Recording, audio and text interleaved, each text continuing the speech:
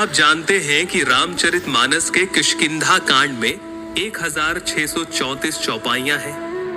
नमस्कार, मेरा नाम है अखिल और ये है रामलीला, जहां अभी तक हम आपको बालकांड, अयोध्या कांड और अरण्य कांड की घटनाएं सुना चुके हैं।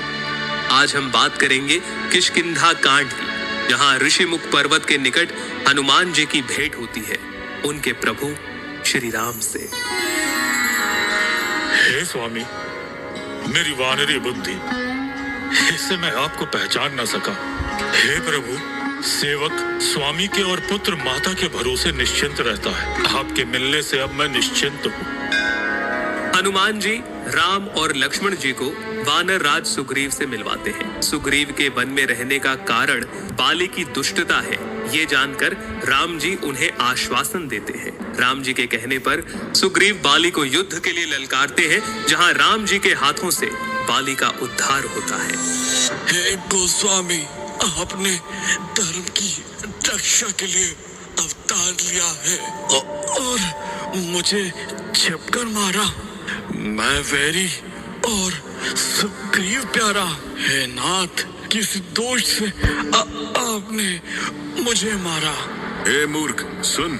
छोटे भाई की स्त्री, बहन, पुत्र की स्त्री और कन्या, ये सब समान है।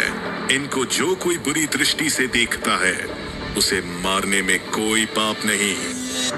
अपने पुत्र अंगद को कृपा के सागर श्री राम के चरणों में रखकर बाली शरीर छोड़ देता है। किष्किंधा का राज संभालने के बाद भी जब सुग्रीव राम जी की सहायता नहीं करता, तब लक्ष्मण जी के क्रोध से उसकी बुद्धि सही मार्ग पर आती है और वो वानरों की अलग अलग टोलियों को माता सीता की खोज के लिए भेजता है। हनुमान जी की टोली जब माता सीता को खोजते हुए समुद्र के किनारे पहुंचती है और सामने 100 योजन चौड़ा सागर देखकर जब सबका मनोबल टूटता है, तब रीछ राज जामवंत हनुमान जी को उनकी शक्तियों के बारे में याद दिलाते हैं। हे हनुमान, सुनो, तुमने ये चुप्पी क्यों साध रखी है? तुम पवन के पुत्र हो और बल में पवन के समान हो। जगत में ऐसा कौन सा काम है जो तुमसे नहीं हो सकता?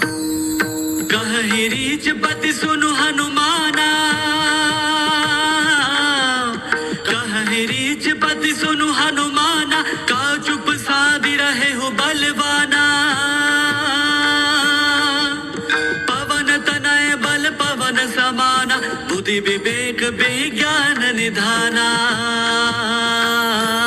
इसके बाद श्री राम का नाम लेकर हनुमान जी अपना आकार पर्वत के समान कर लेते हैं और इस तरह से किष्किंधा कांड संपूर्ण होता है। आगे हम जानेंगे सुंदर कांड के बारे में, लेकिन तब तक के लिए सुनते रहिए रामलीला। सुनिए, बाल कांड से लेकर उत्तर कांड